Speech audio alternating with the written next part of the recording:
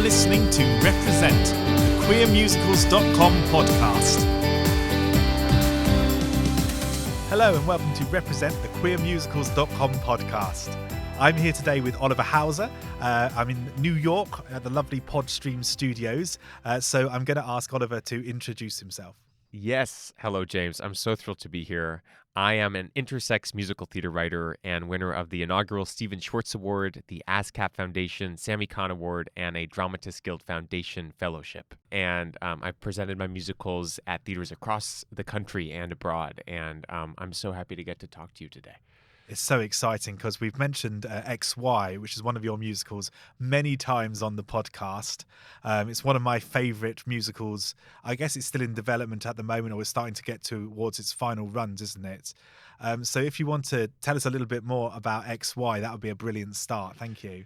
So XY is an original piece that is, it's about an intersex man who is learning to embrace his authentic self and become vulnerable in his first romantic relationship while he's haunted by memories of his female-presenting 11-year-old self.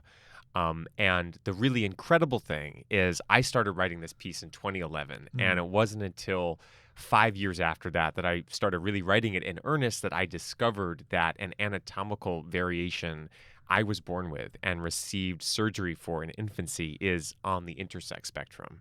And for anybody listening who doesn't know, intersex refers to anybody whose physical anatomy or chromosomes don't align with the stereotypical definition of a male or a female body.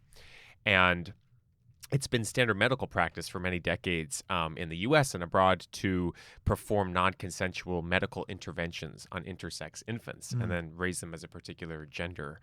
And really incredibly, it wasn't until 5 years working on this piece that I even discovered I was born with a variation on the intersex spectrum. And then, it wasn't until 3 years ago that I came out publicly and finally was like, oh my God, I've been writing a musical about my own life.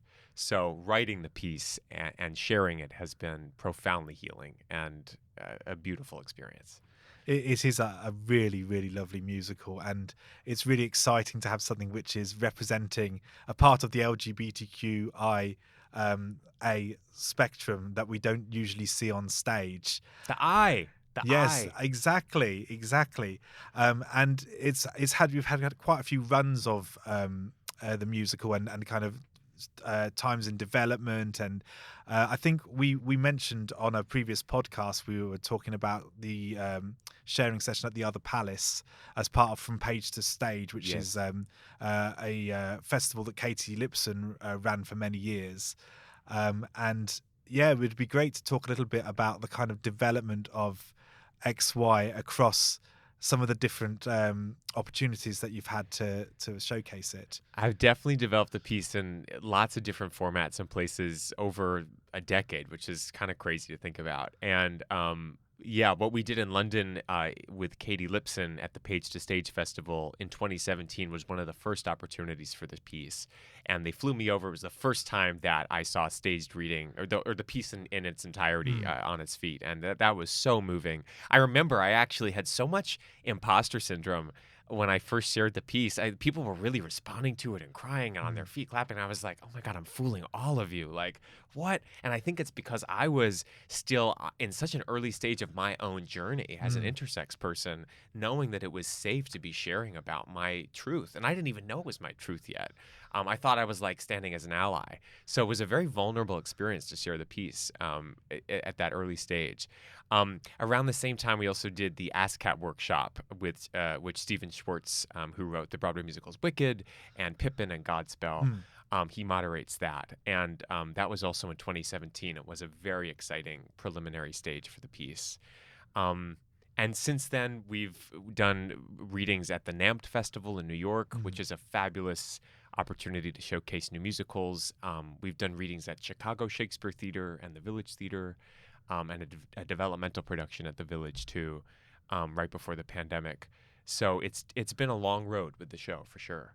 It's also exciting also to see different actors and the kind of different configurations of characters and all of that sort of thing, because I think the show I think I got to know the show just after you did the From Page to Stage Festival. I think Tanya Asviedo directed it, and we were talking about how exciting it was to have this sort of musical, but also thinking about how to cast the musical as well, and particularly with something like intersex identities, which is talked about or was at the time talked about so little, and trying to find the right sort of actors to be able to play the role. Would you be able to talk a little bit about that as well? It's been really interesting, and something from the beats from the start that we felt, and I felt so strongly about, is that Chris, who's the protagonist, should be played by an intersex or a trans male actor. And the role, Chris is born intersex, and then his mother, on the advice of doctors, makes the decision to raise him as a female.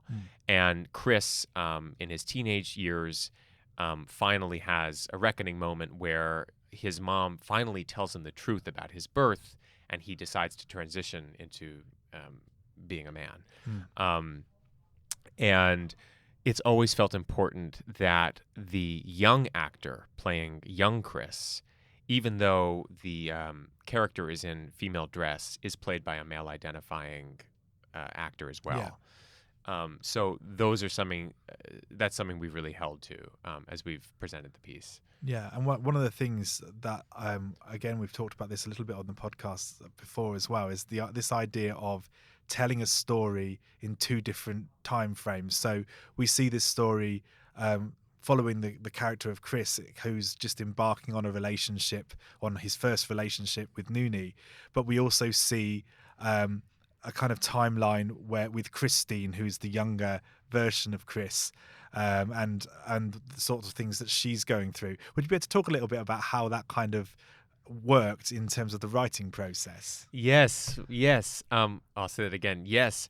I felt so interested to show how I think for many of us across any spectrum, as adults, we are so often contending with the difficulties and the challenges and the traumas that we have survived in our youth. I think that we all carry these memories. And I wanted to show a story about a man who in the present is learning to open up to somebody and learning to reveal himself and heal. And how while he's in that process of opening himself up, he's reminded of all of these memories and experiences from his past, some wonderful, some traumatic and challenging, and how he's able to incorporate those memories, move through those memories, face those memories, so that he can move forward in the future.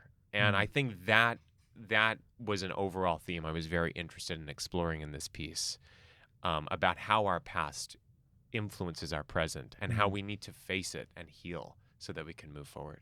Yeah, that's wonderful. And I think one of the other things that really impresses me about XY as well is how there are such clear parallels between some of the characters. So there's quite a lot of XY online that people can go away and listen to, and I hope people will go away and listen to it as well, because it is a wonderful musical. But I was thinking particularly about the two songs that Christine gets to sing with Rebecca. I'm thinking particularly of Chris Beckerland and I Am Amazing. So it's the other way around, isn't it? Where we hear I Am Amazing first, and then Chris Beckerland. Yes. And when they feel like they were really fun songs to compose. But can you tell us a little bit about that kind of process, about how you approach writing for those kind of child characters? Well, Chris Beckerland, which is a fun song for sure, was fun to write. I've developed the piece with a friend named Hunter Bird, and Hunter and I were at the Goodspeed Musicals. Goodspeed Musicals in Connecticut has a annual writing residency for musical theater writers called the Writers Grove. And we were there, and Hunter had like an 103-degree fever, and I think was like doped up on meds. And I remember I was just at the piano, and there had been a song for these two characters prior, and Christine has just had a horrible fight with his mother, who's pleading him to get this surgery that'll make him more like a girl. And he's feeling so upset and confused. And he goes to Rebecca's home. Rebecca's his only friend. And he's like, Rebecca, we have to run away. And Rebecca's like, I have the perfect place. And Rebecca sings about this place called Chris Becca Land, where, they can be whoever they want and do whatever they want. And it's really a song that celebrates the theme of the show, which is self-acceptance and the glory of what it's like when we get to feel that we can totally be ourselves. And I remember they had a song in the spot, but it wasn't that good. And wasn't quite getting it. And I was like, God, we just need these kids to just be kids. We need them to be fully themselves. And I think Hunter was really doped up. And I just was at the piano, and I was like, it just came like Chris Beckland, and we were just both throwing out like all the most ridiculous possible things. Rebecca has a line like, cats and dogs can all run free, and there's a place where nobody says you can't bring strangers' dogs back home with you. Hunter loves dogs, so I think that's where a lot of the dog stuff comes in. But it was just a wonderful moment of play and creativity that so fun. It reminds me a little bit of the song Expressing Yourself from Billy Elliot, but it also reminds me of the song in Fun Home as well, the title song, where it's just the children sort of playing together, and it's such a lovely moment of acceptance. And then there's a slight twist in the end of that song as well, where I suppose Christine is coming to terms with his feelings for Rebecca to some extent, maybe. Yes. That song ends happily, but then quickly the scene pivots because Christine moves in to kiss Rebecca, and Rebecca doesn't quite know how to respond, and I think wants to remain supportive, but does telegraph to Christine that she doesn't quite feel the same way. Yeah. And that's obviously a very challenging moment and memory that Chris is then now contending with as he becomes more intimate with Noonie. Yeah, I think that's the thing that's lovely about that, and I think I remember us talking about this some time ago, is that Rebecca doesn't actually reject Christine at that moment, but it's Christine that kind of feels the rejection. Yes. And we kind of assume, I don't know whether this is what you intended, but we kind of assume that maybe it's the last time that Christine sees Rebecca. Yes. Which is so sad. I do find that so sad. But also, I love the fact that it's not a story about how awful everyone was to Christine. Yes. I mean, there were some people that were awful to Christine, thinking about, Dr. Albert and some of the choices that the mother made. But Rebecca feels like she still remains supportive. Yes, that felt very important. There was even a version where Rebecca was a little more forceful, but we were like, no, like Rebecca, they're friends, and it's just she doesn't quite feel the same way.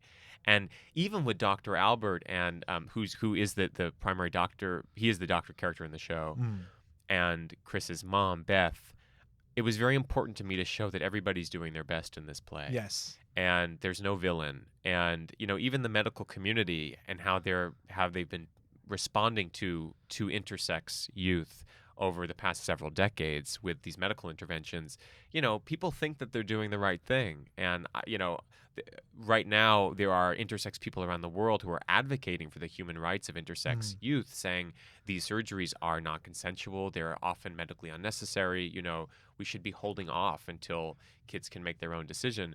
But, and the medical community thinks they're doing the right thing, So it's about showing the complexity of that, and how we can heal through that. I think I remember you saying that your first kind of inspiration for the piece was came from, was it Dr. Money, who was a psychiatrist in the 1970s? Have I got that right? That's correct. Yeah. Yeah, and how that the impact that had. There was a specific case. Was it John Reamer? That's right. Yes, David Reamer. David Reamer. That's right. Yes. Yes, the David Reamer case was my first way into XY. I learned about this in a psychology class in college. This boy named David whose penis was burned off accidentally in circumcision, and his parents didn't know what to do, and they found this sexologist named Dr. Money, and this was in the 60s or 70s, and Dr. Money convinced the parents to raise David, I think then maybe John, switched to Joan, as a girl. And the reason Dr. Money was so interested was because David had an identical twin brother. And Dr. Money wanted to prove his theory that our gender identity is shaped by our upbringing rather than our nature. Mm. And this experiment went horribly wrong because all throughout his childhood, David felt like a boy, Mm. but couldn't really put words to it or quite own it especially because his parents kept reinforcing that he was a girl and never disclosed the truth Mm. about his birth. And finally, I think at 13 or so, David said to his parents, "If you take me back to Dr. Money, I'm going to kill myself." Mm. At which point his parents finally told him the truth and everything made sense to him. Yeah. And when I heard about that story, I was so moved, not knowing yet that I did have some of my own connection to the subject Mm. matter. And that was my first way in. And then I discovered more about the intersex community, and I started really writing the show. Mm. If you're interested in LGBTQ plus representation in musical theatre, check out our website www.queermusicals.com for lots more information about musicals with LGBTQ plus characters.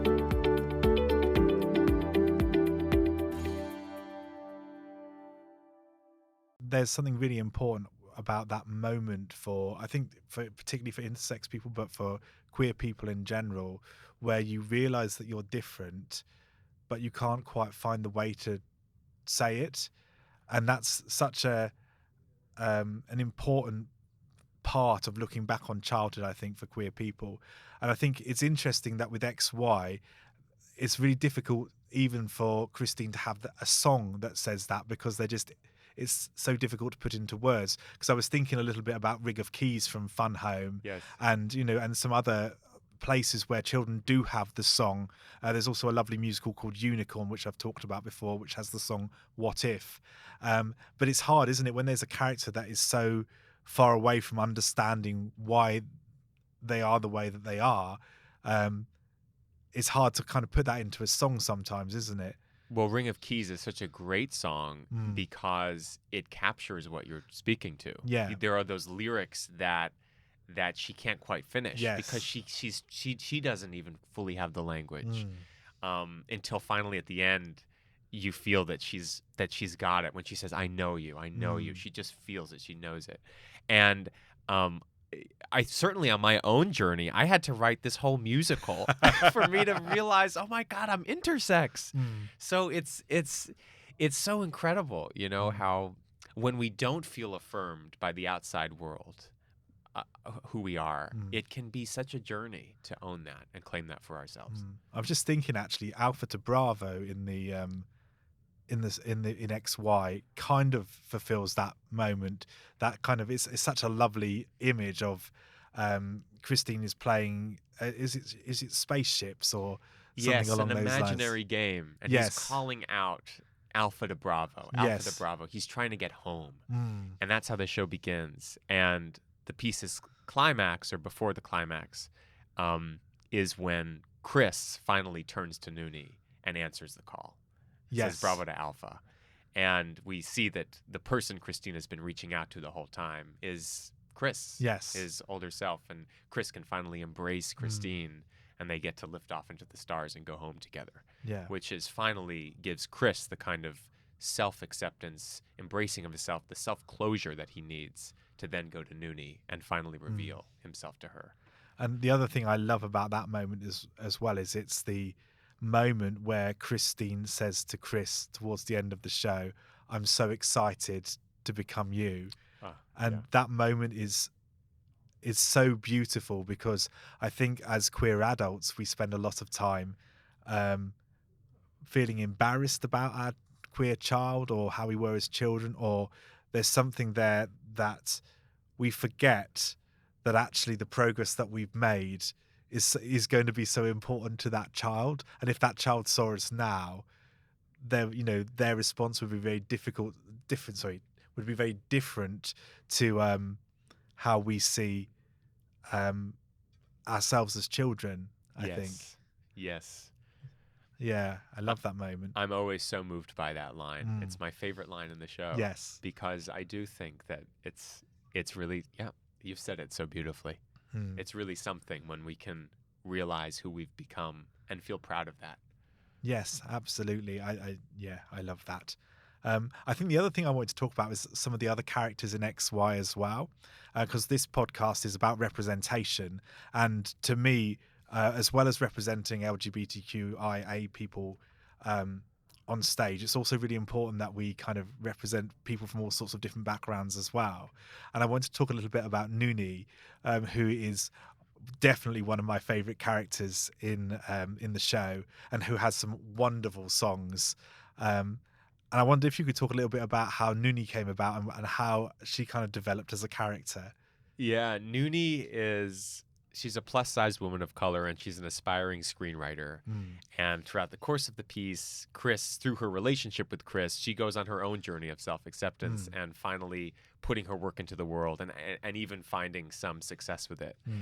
And I think that part of what makes Noonie so fun is that Noonie has no filter. Yes. Noonie just says what she's thinking, and then Mm, and then goes, "Oh my God, what did I just say?"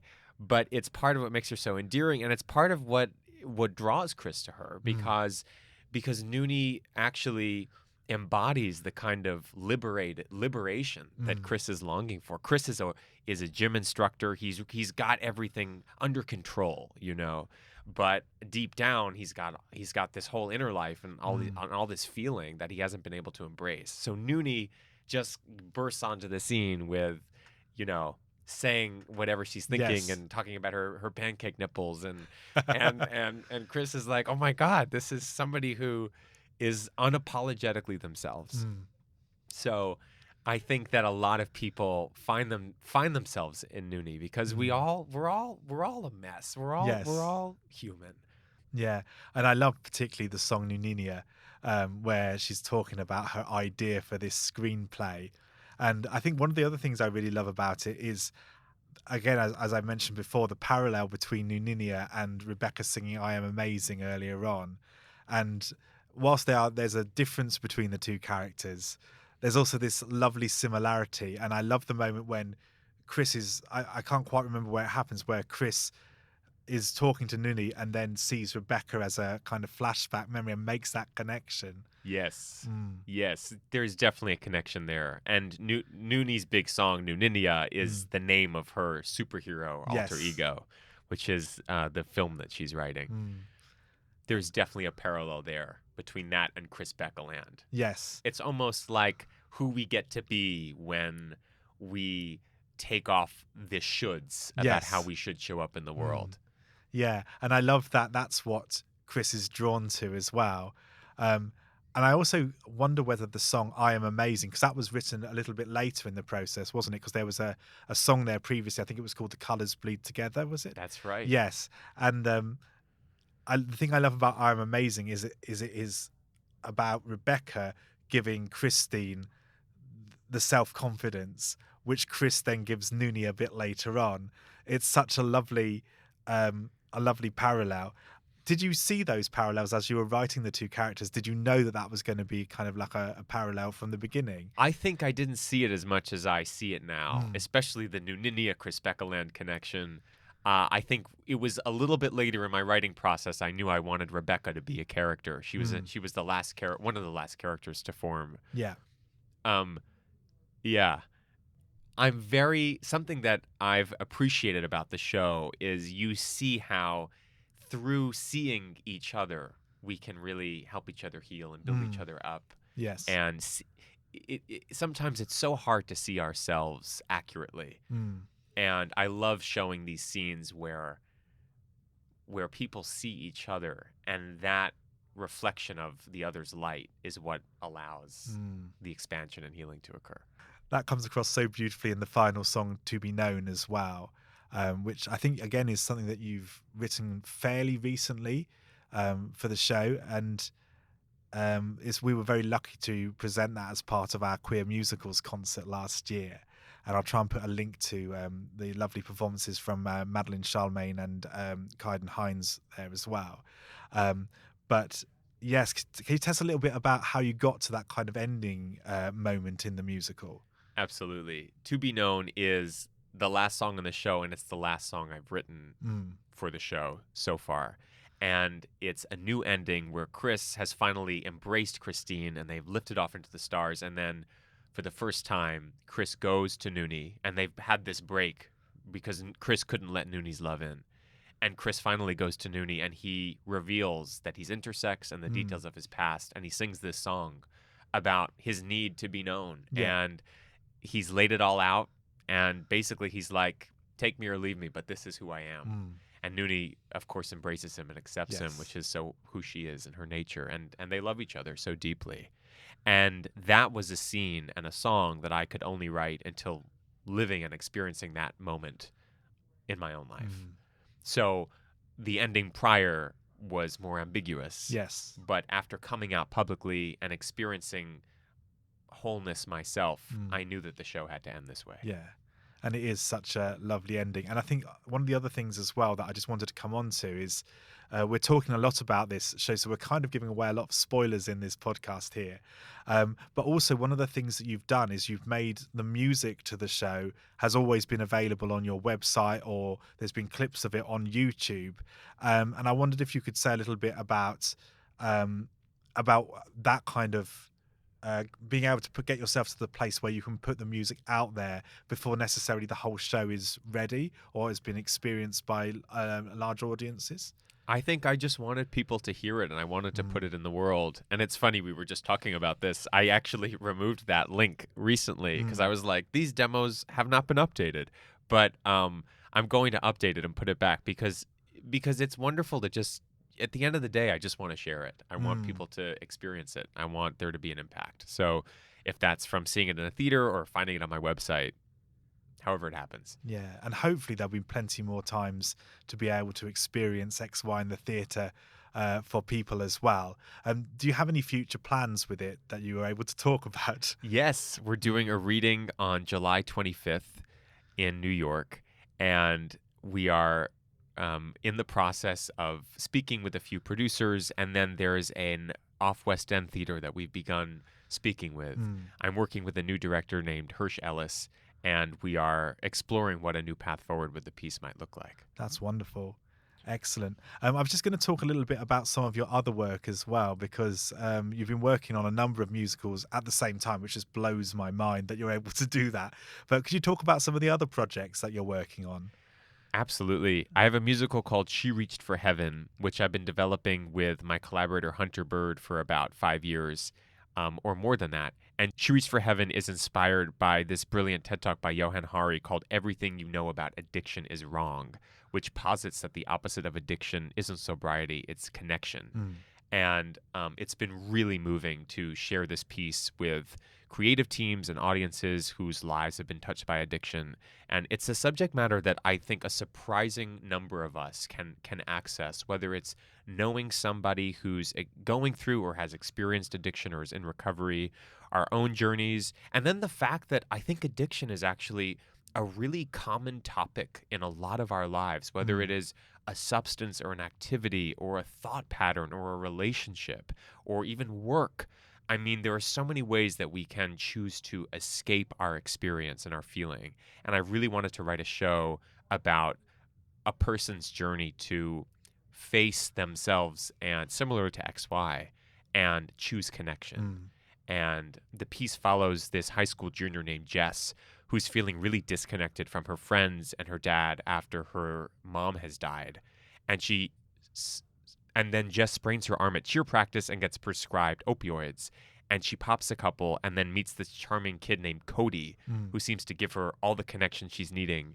But we soon learn that Cody is in fact the personification of the drug. Yeah. And the piece follows Jess and Cody's relationship. Okay. And Jess's journey to choose her real life relationships. That sounds wonderful. And I know that there's some material from that online as well, and that you had Beth Malone sang the title song at one of the concerts that you did as well. So there's definitely stuff for people to explore about that musical as well. And then we were going to talk about the most recent musical that you shared at New York Theatre Barn as well. Do you want to talk a little bit about that? Absolutely. That piece is called Wonderkind, and I also just developed that at the Goodspeed Musicals Writers Grove, my second time there.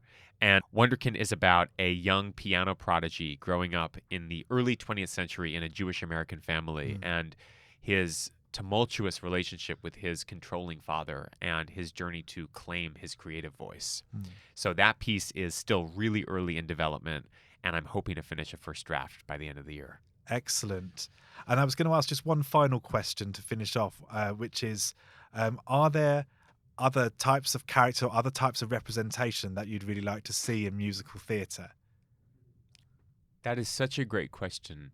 I think that in general, we continue to need more stories from marginalized communities. And that's a blanket statement, but it's true. I think that it's challenging to bank on a show when it's about somebody who's intersex or somebody who's trans or even a protagonist who's a person of color.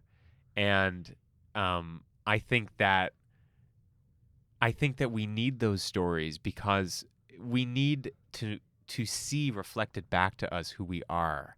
And we need also to understand that people are not just one thing, and we all of us are weird in our own way.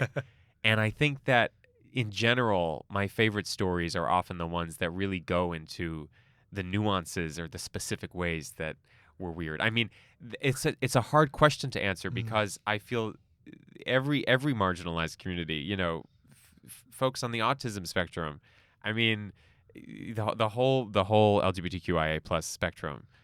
You know, obviously there are so many communities, different backgrounds.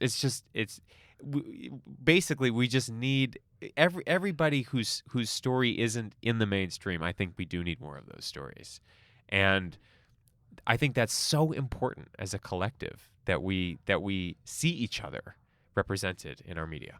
Absolutely. Thank you so much for that. And I think that's one of the things that I found, certainly with getting to know XY better, is partly that's about me learning more about the intersex community, which is such an important part of our LGBTQIA community, and maybe a community I didn't know that well. But also there's so many things in that musical which people from different backgrounds are able to connect with. So thank you so much for XY. It is one of my favorite musicals, and I do encourage everyone that's listening to go away and have a listen to some of the songs from that.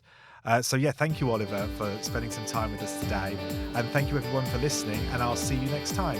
Thank you. Bye.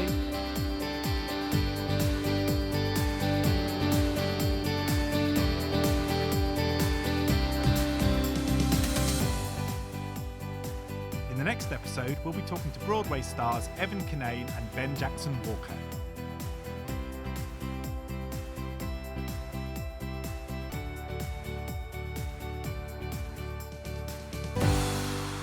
This episode will be published on Monday the 19th of August.